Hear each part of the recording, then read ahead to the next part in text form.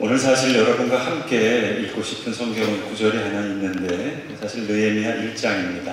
1장 전체를 한번 같이 읽고 싶었습니다. 오늘도 10절을 읽었기 때문에 전체 분량이 좀 길어서 읽지 못했지만 꼭 같이 읽고 싶었던 성경책이 느헤미야서 1장입니다. 웬고하니 느헤미야가 1장에 하나님 앞에 기도하는데요. 어떻게 기도하느냐 하는 겁니다. 비나이다 비나이다 그렇게 기도를 하지 않고 오늘 신명기 30장을 꼭 붙잡고 하나님 이렇게 말씀하셨으니까 이 말씀을 이루어 주세요. 이렇게 기도합니다. 여러분 혹시 딸 중에 아빠 옛날에 이렇게 얘기했지? 그러니까 그 말대로 이거 해주세요. 그렇게 얘기하는 딸 있으세요? 그런 딸 변호사 시켜야 돼요. 딱 조항을 잡아다가 딜해가지고 이겨요. 뛰어난 거죠. 확실히 느헤미야는 유대인이 맞아요. 그렇게 기도합니다. 여러분 계약서에 보시면은 계약서에 추가 사항이 있거든요. 이거를 이제 영어로 어덴덤이라고 하는데 신명기 30장이 하나님의 언약의 어덴덤에 해당하는 그런 말씀입니다. 계약서를 잘 리딩을 해야 되는데 유능한 변호사라면 더 그래야 되는데 이게 잘 안 되는 이유가 있습니다. 누군가가 하나님 주신 우리 계약서에다가 이름을 조금 이상하게 붙였어요. 아버지의 약속과 아들의 약속인데 아버지의 약속에다가 옛날 약속 이렇게 붙였고 구약이라고 붙였고 아들이 주신 약속에다가 이제 새로운 약속 이렇게 붙였어요. 그러니까 옛날 약속은 폐지되고 새로운 약속이 대체하는 것으로 이렇게 오해하기가 쉽습니다. 그러나 여러분 사도 바울이 사랑하는 디모데에게 말하죠. 너가 어려서부터 성경을 알았나니 성경은 능히 너로 하여금 그리스도 예수 안에 있는 믿음으로 말미암아 구원에 이르게 하는 지혜가 있느니라. 그 성경이 무슨 성경일까요? 우리가 알고 있는 구약입니다. 바울이 얘기하는 그 성경은 그 성경입니다. 모든 성경은 하나님의 감동으로 된 것으로 교훈과 책망과 바르게 함과 의로 교육하기에 유익하니 이는 하나님의 사람으로 온전하게 하며 모든 선한 일을 행할 능력을 갖추게 함이라. 하나님의 오리지널한 이 약속, 이 약속에 복음이 있고 은혜가 있고 구원의 소식이 있습니다. 흔히 우리는 율법 그러면 무서운 하나님, 두려운 하나님, 율법을 지키면 복을 주시고 생명을 주시지만 불순종하면 저주와 사망을 주시는 하나님. 물론 성경에 그 말씀이 나와 있어요. 신명기에도 오늘 우리가 읽은 본문 앞에 27장, 28장, 29장에 그 말씀이 나와 있어요.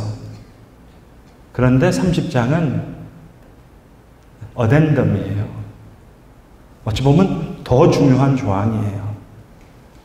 그게 바로 만일 너희가 실패하였을 때 그 말입니다. 하나님은 우리의 연약함을 잘 아십니다. 저와 여러분의 약함을 잘 아세요. 베드로가 내가 주를 위해서 죽겠습니다 할 때도 예수님 날이 새기 전에 베드로가 3번 부인할 것을 모르지 않으셨어요. 다 아셨습니다. 오늘 모세도 이걸 이야기해 주고 싶은 거예요.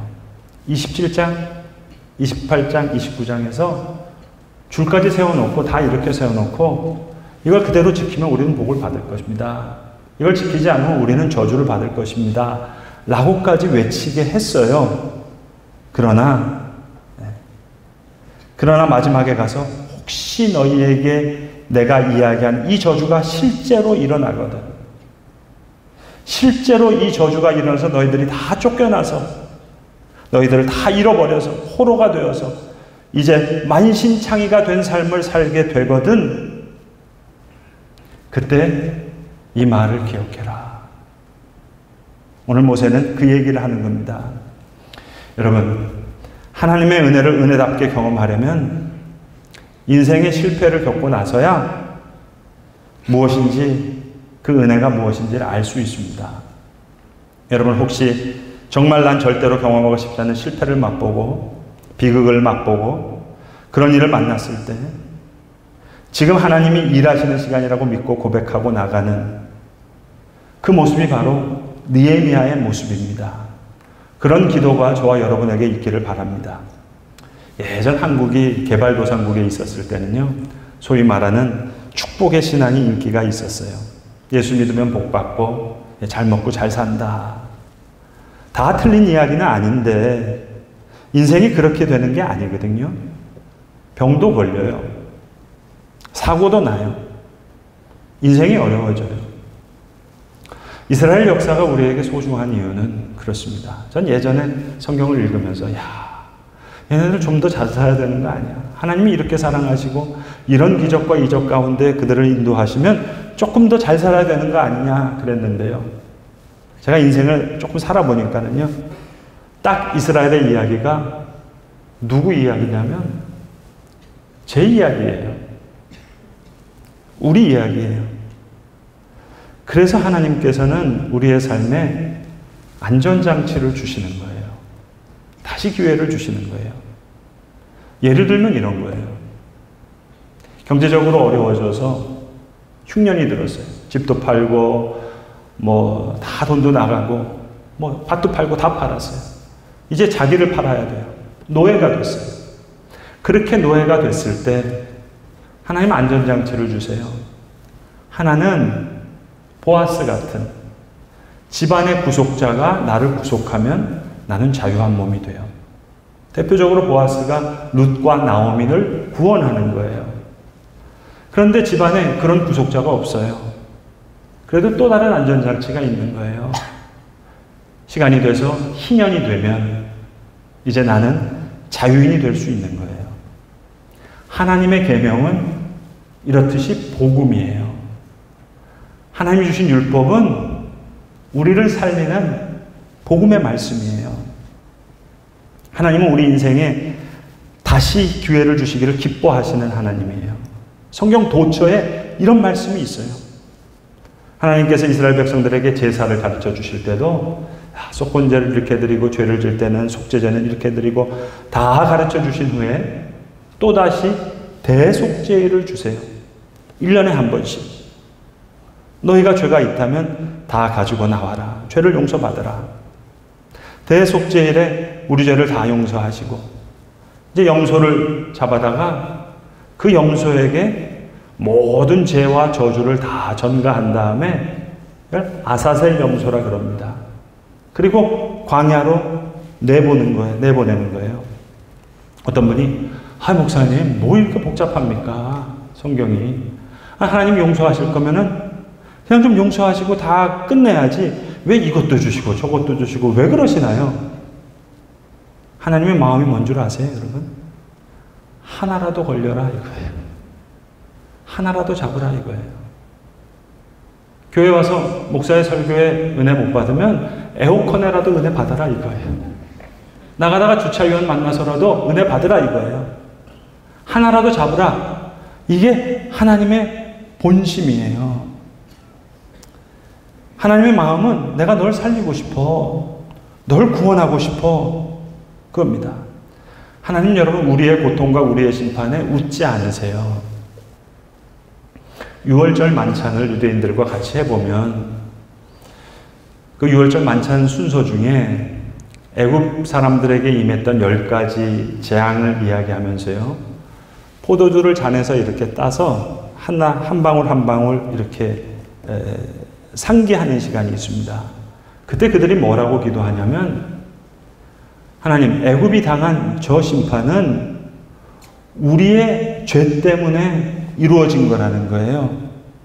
그러니까 그들의 피를 기억하면서 결코 웃지 않습니다.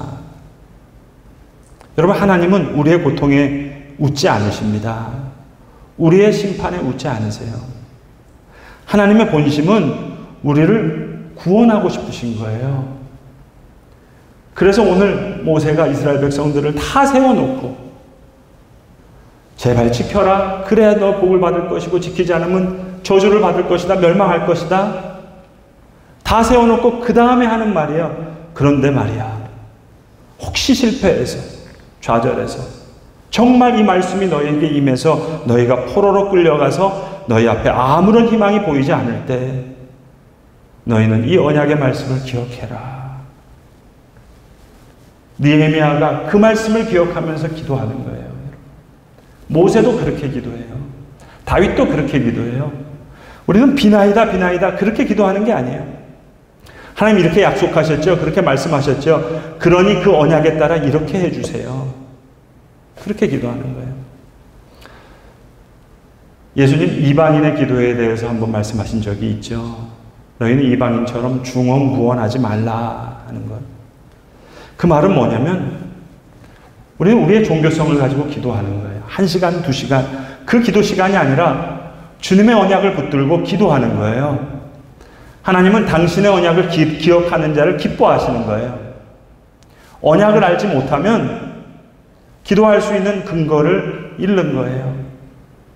유능한 변호사가 되기 위해서는, 하나님께 정말로 제대로 기도하기 위해서는 계약서를 잘 알아야 돼요. 여러분, 느헤미야가 1장에 보시면 처음에는 막 눈물 흘리고 자복하고 그렇게 기도하는 것 같지만 그 본심이 8절 이후에 나와요.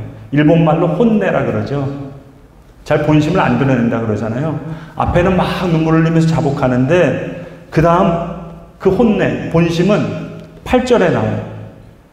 옛적에 주의 종 모세에게 말씀하시되 만일 너희가 범죄하면 내가 너희를 여러 나라 가운데 흩을 것이요 만일 내게로 돌아와 내 계명을 지켜 행하면 너희 쫓긴 자가 하늘 끝에 있을지라도 내가 거기서부터 그들을 모아 내 이름을 두려고 택한 곳에 돌아오게 하시라 하신 그 말씀을 이제 청하건대 기억하옵소서.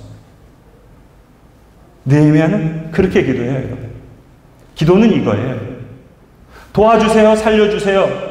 그게 아니라 하나님의 약속을 붙듭니다. 하나님의 약속을 내게 이루어 주시옵소서.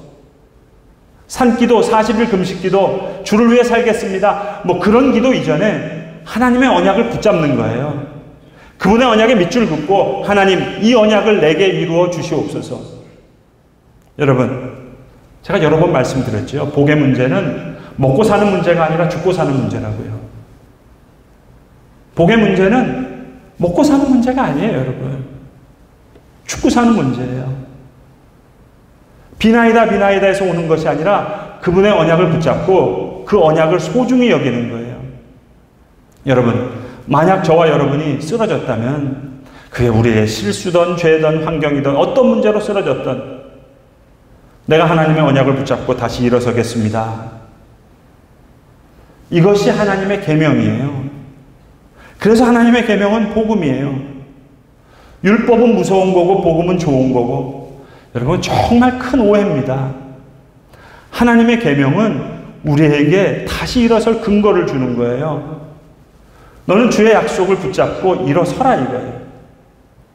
대속죄일이 되면은요, 대제사장이 모든 사람들이 보는 앞에서 옷을 벗어요.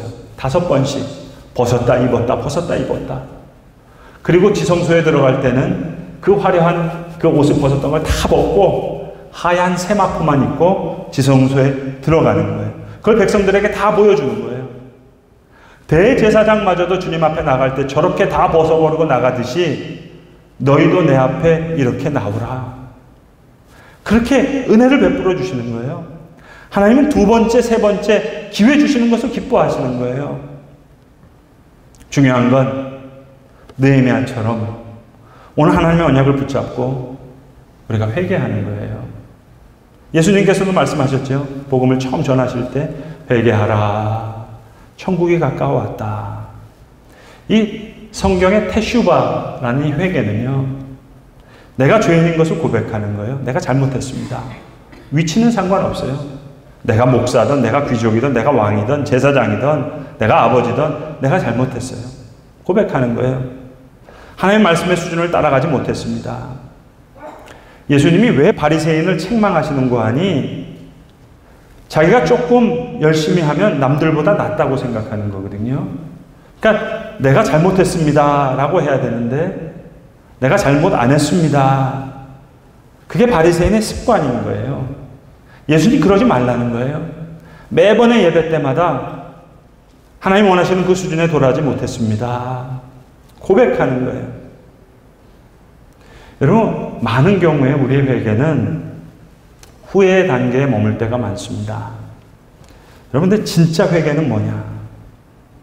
똑같은 환경에 내가 처했을 때 그 똑같은 죄를 안 짓는 거예요. 똑같은 상황이 왔어요. 똑같은 죄를 졌어요. 그러면 나는 진정한 회개를 이루지 못한 거예요. 물론 우리에게 습관이 있죠. 우리에게 연약함이 있어요. 죄의 습관이 있어요. 그러나 하나님이 원하시는 것은 포기하지 말고 돌이키기를 원하시는 거예요. 하나님 아세요. 한 번에 회개되지 않는다는 걸 아세요. 육체라고 하는 우리의 습관, 연약함이 있다는 걸 다 아세요. 그래서 끊임없이 성화의 순환으로 그 사이클로 우리를 부르시는 거예요. 계속 기도하자. 계속 변화받자. 그 순환으로 부르시는 거예요. 목사님, 벼룩이 낯짝이 있죠. 도저히 못 나가겠어요. 하나님 다 아세요, 여러분. 실패한 그 모습대로 나오는 거예요. 하나님의 계명은 완벽한 삶을 요구하시는 게 아니에요. 테슈바, 내가 잘못했습니다. 그리고 하나님의 계명을 따라 다시 살아봐라. 기쁘게 시도해봐라. 그 영적 훈련을 계속 하게 하는 거예요. 그러면서 나의 힘으로 할 수 없구나. 하나님 힘 주시지 않으면 할 수가 없구나. 메시아의 은혜가 없으면 할 수 없구나. 그걸 느끼는 거예요. 이것이 하나님의 계명과 율법이에요. 그러나 언제든지 너희가 실패했을 때 포기하지 말고, 자빠지지 말고, 무너지지 말고 마음을 돌이키고 돌아오라. 그러면 모든 언약을 너희에게 회복해 주실 것이다. 오늘 본문도 말씀하시는 거예요. 너희 조상에게 베풀었던 모든 언약을 너희에게 베풀어 주실 것이다. 그런 의미에서 하나님의 율법은 여러분 복음이에요. 하나님의 계명은 우리를 살리는 복음이에요. 은혜예요. 구원의 말씀이에요. 회개와 회복을 말씀하시는, 다시 기회 주시는 하나님의 용서의 말씀이에요. 여러분 좀 심각하게 받아들이세요. 정말로 받아들이세요. 아멘으로 받아주시기를 바라요. 여러분의 인생의 최고의 때는 아직 오지 않았어요. 여러분 아멘이세요? 아멘이 잘 안 되세요? 제가 왜 그런 말씀을 드릴까요? 하나님은 하실 일이 더 많으시거든요. 하나님 우리 삶에 변화되기 원하시는 부분이 많아요. 그런 의미에서 우리의 인생의 최고의 때는 아직 오지 않았어요, 여러분. 정말 아멘이 되세요? 여러분, 하나님이 아브라함을 불러주셔서 하늘의 별처럼, 저 바다의 모래처럼 너희 후손이 있게 하리라 그러셨잖아요. 근데 아브라함이 살아생전에 받은 약속은 뭡니까? 약속의 실현은 뭡니까? 아들 하나예요. 어디 하늘의 별이 있고 바다에 모래가 있어요. 근데 우리는 민수기를 읽었잖아요. 그 수많은 사람들. 하나님의 약속이 진짜구나. 진짜네. 우리는 알잖아요. 정말 이루어졌네. 알게 되잖아요, 여러분. 우리 인생의 최고의 때는 아직 오지 않았어요, 여러분. 그럼 좀 서로에게 이야기해 주세요. 저는 우리 젊은이들 만날 때마다 힘든 것 알죠. 직장 들어가기 힘들고 직장에서 살기도 힘들고. 그러나 야, 얼마 살지도 않고 왜 그러냐. 여러분, 여러분의 세계 최고의 때는 아직 오지 않았어요. 왜? 하나님이 하실 일이 많아서 그래요. 오늘 모세가 하는 말은 뭐냐면 하나님이 하실 일이 많다는 거예요. 그래서 깨어지고 쓰러질지라도 쫓겨난 나라에서도 이 말씀을 기억하라는 거예요. 여러분 우리나라 출산율이 OECD 제일 최하라 그러잖아요. 0.78명이래요. 사실은 요셉 같은 아들 하나 건지려면 한 12명은 낳아야지 한 명 건질 수 있는데 0.78명이래요. 그러나 여러분 0.001명만 되더라도 하나님은 하실 일이 있으신 거예요. 오늘 모세는 그걸 이야기하는 거예요. 실패했을지라도 무너졌을지라도 정말로 이 말씀이 너희에게 임해서 너희가 나라에 쫓겨간 그곳에서도 하나님의 약속을 붙들고 일어서라는 거예요. 여러분, 광야의 시간, 한 세대가 죽은 것 같지만 아니에요. 광야에서 다시 한 세대가 일어나는 거예요. 오늘 모세는 사랑하는 이스라엘 백성들에게 그 말씀을 하는 거예요. 내가 너에게 진술한 모든 복과 저주가 너에게 실제로 임함으로 너가 너희 하나님 여호와로부터 쫓겨난 모든 나라 가운데 이 일이 마음에 기억이 나거든. 여러분의 입술로 읽은 오늘 본문의 말씀이에요. 너와 너의 자손이 너의 하나님 여호와께로 돌아와 내가 오늘 너에게 명령한 것을 온전히 따라 마음을 다하고 뜻을 다하여 여호와의 말씀을 청종하면 너희 하나님 여호와께서 마음을 돌이키시고 너를 긍휼히 여기사 포로에서 돌아오게 하시되. 느헤미야가 이걸 기억하는 거예요. 하나님 말씀하셨으니까 그대로 이루어 주세요. 그게 기도예요, 여러분. 내 하나님 여호와께서 그다지 모든 백성 중에서 너를 모으시리니 너희 쫓겨간 자들아, 하늘가에 있을지라도 너희 하나님 여호와께서 거기서 너를 모으실 것이며 거기서부터 너를 이끄실 것이라. 모세가 이스라엘 백성에게 한 말씀만은 아닐 것입니다. 오늘 저와 여러분, 우리에게 주시는 하나님의 복음의 말씀인 줄로 믿습니다. 기도하겠습니다. 아버지 하나님,